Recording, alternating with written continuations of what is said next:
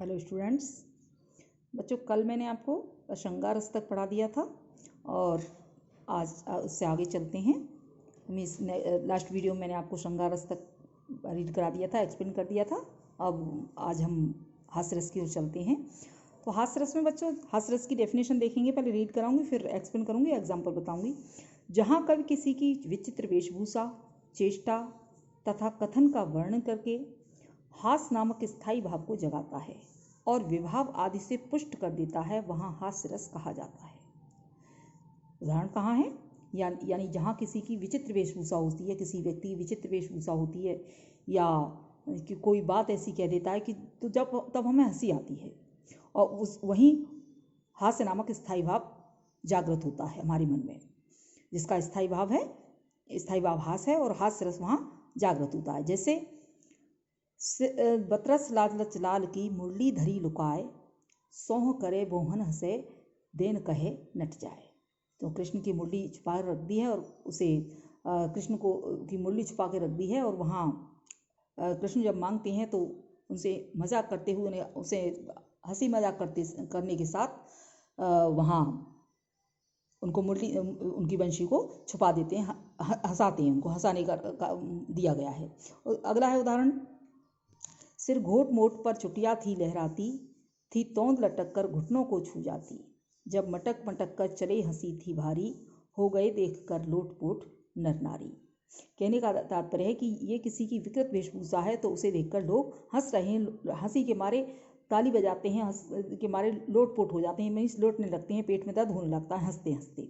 इसलिए यहाँ ये बताया गया कि यहाँ विचित्र रूप वाले किसी पात्र का वर्णन है।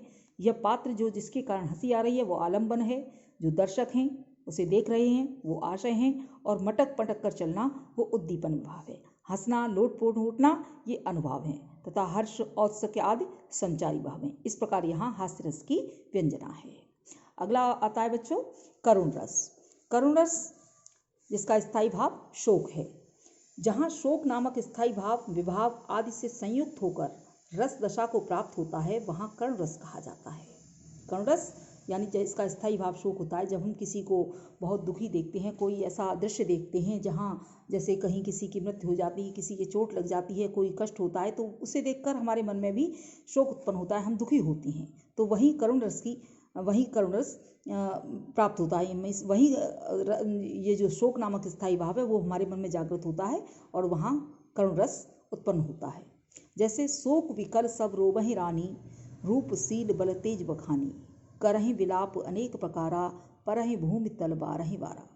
यहाँ राजा दशरथ का जब देहांत हो जाता है, स्वर्गवास हो जाता है, तो उस समय एक तो राम वन को चले गए थे, दूसरे राजा दशरथ का स्वर्गवास हो गया, तो इस कारण रानियाँ उनके मरने के बाद वहाँ रोती हैं, शोक मनाती हैं। तो यहाँ स्थायी भाव शोक है, आलम्बन मृत दर्शक हैं जिनके कारण शोक उत्पन्न हुआ है।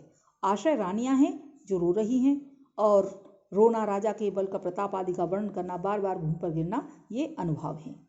और यहाँ स्मृति, चिंता, प्रलाप, विषाद आदि इसके संचारी भाव हैं। इन काव्य पंक्तियों में करुण रस है। ओके, आगे चलते हैं बच्चों। इसके बाद अगला आता है रौद्र रस। रौद्र रस जिसका स्थायी भाव क्रोध होता है। जब क्रोध नामक स्थायी भाव विभावादि पुष्ट से पुष्ट होता हुआ रस दशा को प्राप्त होता है, तो वहाँ रौद्र रस माना जाता है। रौद्र रस जिसका स्थायी भाव क्रोध है। जैसे भाखे लखन कुटिल भई मोहें, रद फुट फरकत नयन दिसोहें। अब कहाँ वर्णन है यहाँ राजा जनक की में जहाँ सीता का स्वयंवर हो रहा था, उस स्थान का वर्णन है।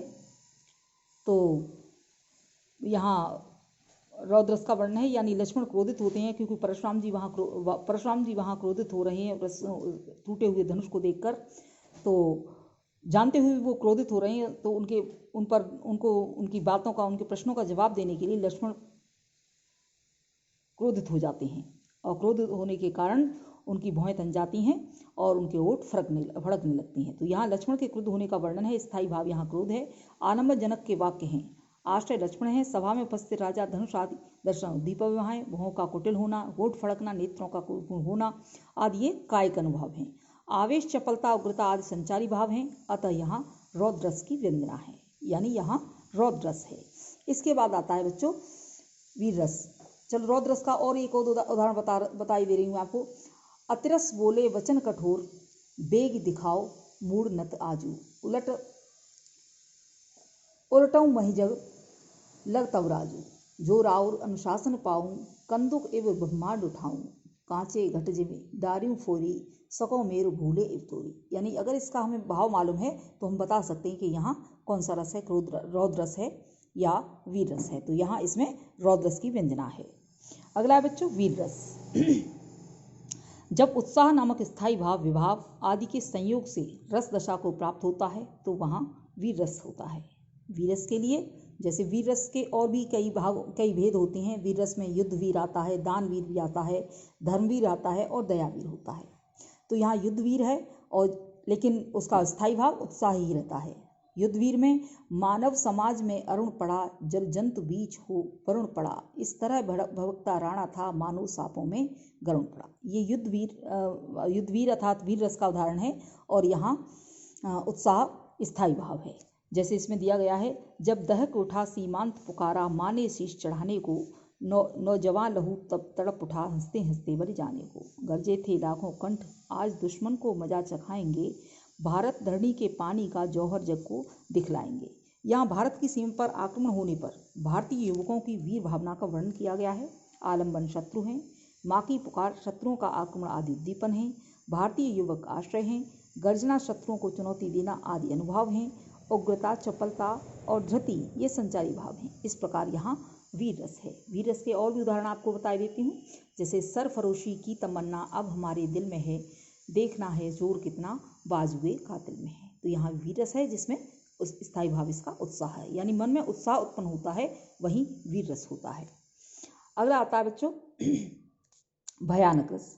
जब हम कहीं किसी ऐसी सीन को देख लेते हैं, ऐसी बात सुन लेते हैं या किसी के बारे में ऐसा जानते हैं, यानी जब भयानक स्थायी भाव विवाह अनुभव आदि के संयोग से रस दशा को प्राप्त होता है तो वह भयानक रस होता है। भयानक रस यानी कि किसी ऐसी वस्तु को देखना, ऐसे चित्र को देखना या किसी के द्वारा ऐसी बात कही जानी, सामने अगर कोई ऐसा डरावनी वस्तु आ जाती है तो हम डर जाते हैं, हमारे मन में भय उत्पन्न होता है। जब हनुमान लंका जलाने के लिए उनकी पूंछ में आग, हनुमान जी की पूंछ में आग लगा दी गई तो वहाँ की जो राक्षसियाँ थी, वहाँ के जो बच्चे थे वो डर के मारे इधर उधर भागने लगे। उसी का यहाँ वर्णन किया गया है। हाट बाट कोट ओट अटने अगार पौर, खोर खोर दौड़ दर दीन अति आग है। यानी हनुमान जी ने इधर उधर भाग दौड़कर अटारियों पर चढ़कर घूम घूम कर इधर उधर आग लगा दी। आरत पुकारत संहारत न को काहू, व्याकुल जहाँ सु तहाँ लोग चले भागे। लोग चीख रहे हैं, चिल्ला रहे हैं, बचाओ बचाओ कहकर पुकार रहे हैं, कोई किसी की नहीं सुनता, सब व्याकुल होकर इधर उधर भाग रहे हैं। इसलिए यहाँ भयानक रस है और इसका स्थायी भाव भय है। हनुमान द्वारा लंका जलाए, फिर एक बार रिपीट करती हूँ। हनुमान द्वारा लंका जलाए जाने से भयभीत हो रहे राक्षसों का वर्णन है, स्थायी भाव भय है। आलम्बन हनुमान और दौड़ दौड़ कर आग लगाना आदि उद्दीपन है। त्रास चिंता शंका प्रलापाद संचारी भाव हैं। इस प्रकार यहाँ भयानक रस की व्यंजना है। ये एक पंक्ति बच्चों छूट गई है, सॉरी बच्चों। जलती हुई लंका है, आश्रय राक्षसियाँ हैं, हनुमान का विकराल रूप, अग्नि को बढ़ती हुई ज्वालाएं और उनका दौड़ दौड़ कर आग लगाना आदि उद्दीपन है तथा त्रास चिंता शंका प्रलाप आदि संचारी भाव हैं। इस प्रकार यहाँ भयानक रस की व्यंजना हुई है। अब आगे चलते हैं बच्चों, भयानक रस का और भी उदाहरण बता देती हूँ मैं आपको। बालधो विशाल विकराल ज्वाला जाल मानो, लंक लीलिबे को काल रसना पसारी है, केंदो व्योम वीदिका भरे हैं भूमि धूम के, वीर रस वीर तरवार सी उधारी है। अर्थात इन पंक्तियों में भी भयानक रस है। आगे चलते हैं बच्चों, अगला है विभत्स रस, जिसका स्थायी भाव जुगुप्सा है। अनुभाव और संचारी भाव से पुष्ट होता हुआ ये रस दशा को प्राप्त होता है, वहाँ विभत्स रस होता है। विभत्स रस एग्जाम्पल, घर में लाशें बाहर लाशें, जनपथ पर सड़ती हैं लाशें, आँखें नशंस यह दृश्य देख मुद जाती घुटती हैं श्वासें। यहाँ बांग्लादेश में पाकिस्तानी अत्याचार का वर्णन है। स्थायी भाव जुगुप्सा अर्थात घृणा, आलंबन सड़ती हुई लाशें और आश्रयजन समुदाय या दर्शक हैं। घृणात्मक दृष्टि ही उद्दीपन है, यानी जो घृणात्मक दृश्य है वह उद्दीपन भाव है। और आंखें मूंदना, श्वास घुटना आदि अनुभव है, यानी हम उन लाशों को देख देख कर आंखें मूंदते हैं लोग, उनकी सांसें घुटती हैं, तो ये अनुभव है। ग्लानि, दैत्य, निर्वेद आदि संचारी भाव हैं। इस प्रकार विवाहादि से पुष्ट होता हुआ जुगुप्सा भाव भी विवत रस में परिणित होता है। तो विवत रस का और भी उदाहरण मैं आपको बताती हूँ। आंखें निकाल उड़ जाते, क्षण भर उड़कर आ जाते, शव जीभ खींच कर कौवे चबला कर खाते, भोजन में श्वान लगे मुर्दे थे मुँह पर लेटे, खा मांस चाट लेते थे चटनी, सम बहते पेटे। यानी यहाँ भी ऐसा ही दृश्य उत्पन्न हुआ है, ऐसी ही बात है जिसके कारण मन में भय उत्पन्न होता है, इसलिए यहाँ विभत्स रस है। आगे चलते हैं बच्चों। अगला रस आता है हमारा अद्भुत रस। अद्भुत रस, जैसे हम देख रहे हैं कि अद्भुत रस का मतलब है कि मन में विस्मय उत्पन्न होना, आश्चर्य उत्पन्न होना। तो यहाँ अद्भुत रस में जहाँ विस्मय नामक स्थायी भाव विभाव आदि से पुष्ट होकर रस दशा को प्राप्त होता है, वहाँ अद्भुत रस माना जाता है। यानी स्थायी भाव विस्मय होता है और भाव विभाव आदि से पुष्ट होकर रस दशा को प्राप्त होता है। जो भी विभाव है वो, यानी जो भी उद्दीपन विभाव है, आलम्बन विभाव है, उनको मिलकर यहाँ अद्भुत रस माना जाता है। जैसे यहाँ उहाँ दुई बालक देखा, मति भ्रमित मोर की आन बिसेखा, तन पुलकित मुख वचन न आवा, नैन मूंद चरणन सिर नावा। यानी कौशल्या द्वारा भगवान राम के दो बाल रूप देखकर चकित होने का वर्णन है। कब का वर्णन है? जब भगवान राम अपने दो रूप कौशल्या को दिखाते हैं। एक जगह तो वो खाना खाते हुए दिखते हैं, दूसरी जगह वह पूजा के स्थान पर भी बैठे हुए हैं। इसको देखकर कौशल्या चकित हो जाती हैं। तो चकित होने का वर्णन है। स्थायी भाव यहाँ विस्मय है। आलंबन राम के जो बाल स्वरूप हैं और आशय कौशल्या है। शरीर का पुलकित होना, मुख से वचन न निकलना, नेत्र बंद कर लेना, से झुकाना आदि अनुभव है। यानी कौशल्या की ऐसी हालत हो गई वो राम के दो रूपों को देखकर कि वो आंखें बंद करने लगी, उनका शरीर पुलकित हो गया। वो ये डिसाइड नहीं कर पाई, ये निर्णय नहीं कर पाई कि यार राम ही है या कोई और है। यानी वितर्क, जड़ता इत्यादि संचारी भाव हैं। इस प्रकार यहाँ अद्भुत रस का परिपाक हो रहा है। और भी मैं उदाहरण बताती हूँ आपको। देख रावा माता ही निज अद्भुत रूप अखंड, देख रावा माता ही निज अद्भुत रूप अखंड, रोम रोम प्रति लगे कोटि कोटि ब्राह्मण। यानी अद्भुत रूप को देखकर, राम के अद्भुत रूप को देखकर माँ को यहाँ ब्रह्मांड में कोटि कोटि उनके रूप लगने लगे। दूसरा वर्णन कृष्ण के लिए भी है कि कृष्ण ने जिस समय अपना मुंह खोला तो उनके मुंह में सारे ब्रह्मांड को देखकर यशोदा विस्मित हो जाती हैं, आश्चर्यचकित हो जाती हैं। अगला आता है बच्चों शांत रस। अब शांत रस का स्थायी भाव निर्वेद है। अब इसके उदाहरण देखिए। लंबा मार्ग दूर घर, विकट पंथ बहुमार। यानी यहाँ शांत रस है जिसका स्थायी भाव निर्वेद है। तो यहाँ क्या है?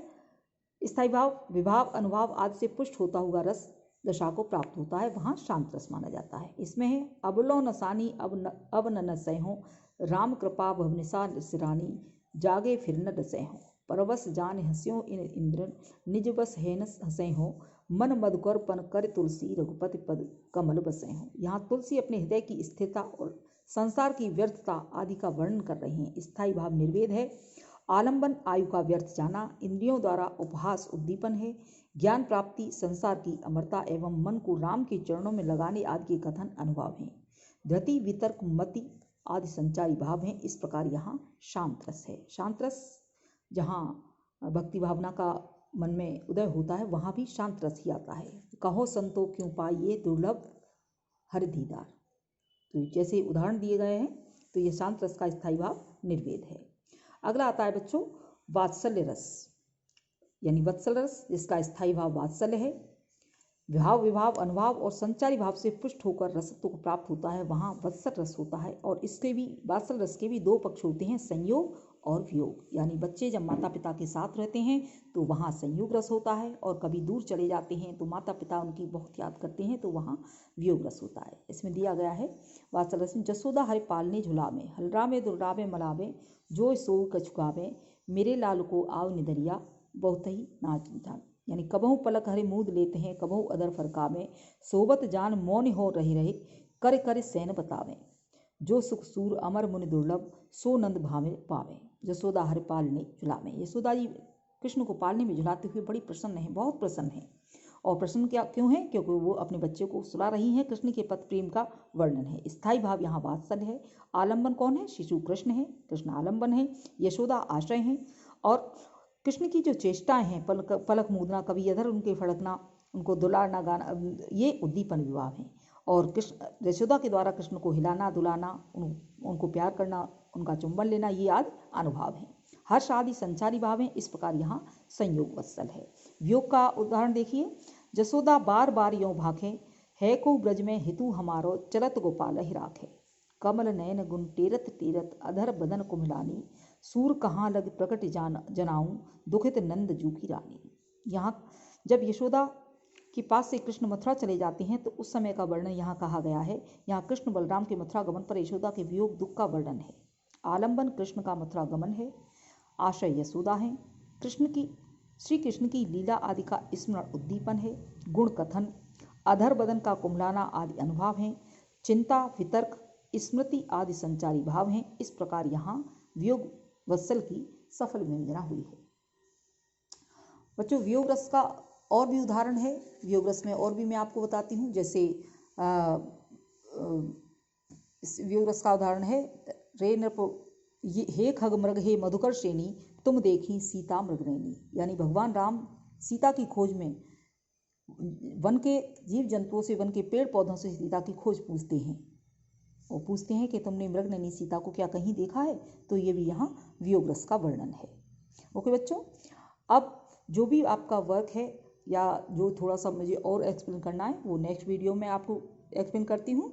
और जितना मैंने करा दिया, रीड करा दिया है या एक्सप्लेन किया है, उससे ध्यान से समझ लीजिए। वीडियो को देखिए, पूरी वीडियो देखना और उसके बाद पढ़ना। जो पेजेज हैं रह गए उन्हें मैं और फॉरवर्ड कर दूँगी, उन्हें आप रीड कर लीजिए और फिर अच्छे से समझिए। कहीं कुछ प्रॉब्लम हो जाती है तो उसे आप, जैसे जूम क्लास होती है सैटरडे में, उसमें आप पूछ लेंगे। Okay, thank you.